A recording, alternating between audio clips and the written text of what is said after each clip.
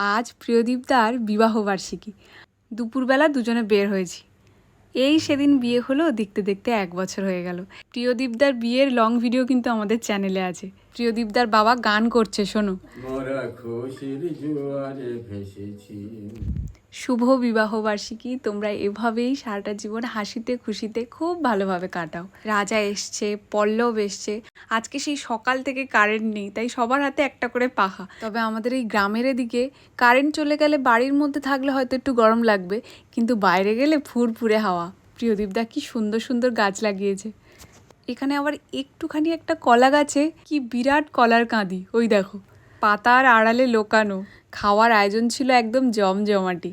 খাওয়া দাওয়া সেরে আমরা একটু বাইরের দিকে এলাম হাওয়া খেতে। ঝড়ের মতো হাওয়া বইছে, এতে যে কি শান্তি।